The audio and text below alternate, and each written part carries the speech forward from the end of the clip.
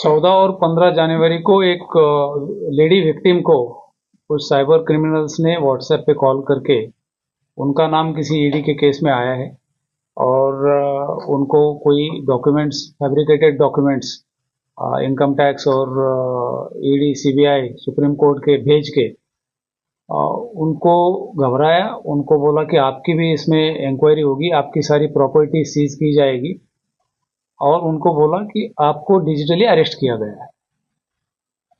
Digitally उनको arrest करने के बाद उनको बोला कि आपके बैंक के डिटेल्स वगैरह भेजिए, प्रॉपर्टी के डिटेल्स भेजिए।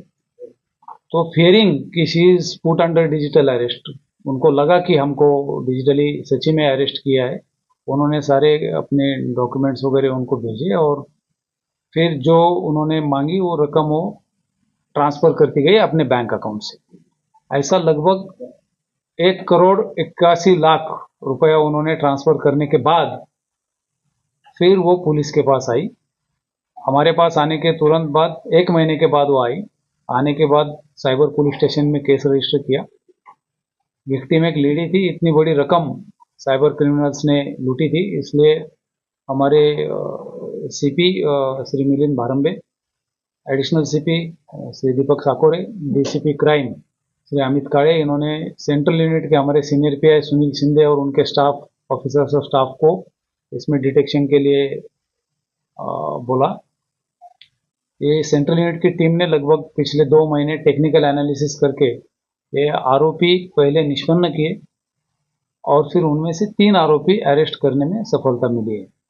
अरेस्टेड एक्यूज्ड के पास से लगभग 11 लाख के ऊपर रकम हस्तगत की है, जो विक्टिम को वापस दे दी, लौटाई गई है। उनके पास से इस क्राइम के लिए जो यूज किए गए वो लैपटॉप, अलग अलग 18 मोबाइल फोन, अलग अलग बैंक्स के cheque books, debit cards, passbooks, SIM cards और बोगस डॉक्यूमेंट्स के लिए जो रबर स्टैंप लगते हैं, वो स्टैंप्स, ऐसा सारा मुद्देमाल जब्त किया है। आरोपियों के खिलाफ इसके पहले पुराने भी केसेस है। इस बार भी उनके पास से अपार्ट फ्रॉम ये केस छोड़ के और एक थाना साइबर पुलिस स्टेशन का केस डिटेक्ट हुआ है और उन्होंने जो अकाउंट्स ऑपरेट किए, जो ओपन किए, उसमें एनसीसीआरपी पोर्टल पे जो 73 केसेस रिपोर्ट की गई है, उसमें से पैसा उन अकाउंट्स में गया है, ऐसा हमने अभी तक की जांच में पाया है।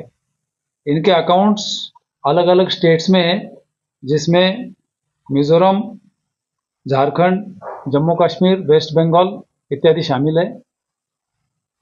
ये इनकी मोडस ऑपरेंडी ऐसी है, एक दुकान या गाला किराए पे लेते हैं, उसमें डॉक्यूमेंट्स बना के बैंक अकाउंट खोलते हैं, करंट अकाउंट खोलते हैं, उसका इंटरनेट बैंकिंग फैसिलिटी लेते हैं, उसका लिमिट ट्रेस करके लेते हैं और ये सारे बैंकिंग के जो भी क्रेडेंशियल्स है, वो यूज़र नेम, पासवर्ड और उसका डेबिट कार्ड और उसके लिए यूज़ किया जाने वाला मोबाइल सिम, ये सारा वो दुबई या अन्य देश में भेजते, जहाँ से फिर ये कॉल शुरू होते। ये बैंक अकाउंट्स भी वहीं से ऑपरेट होते।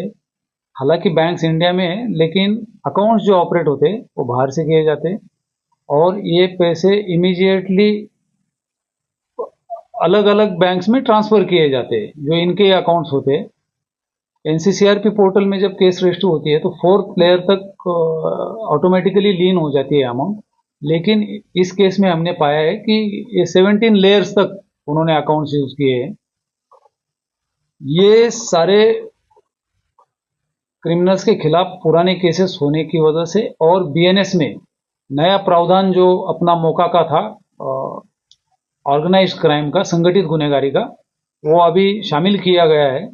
इसलिए नए बीएनएस से, नए कानून के तहत बीएनएस 111 ये संगठित गुनहगारों की टोली के ऊपर लगाया गया है।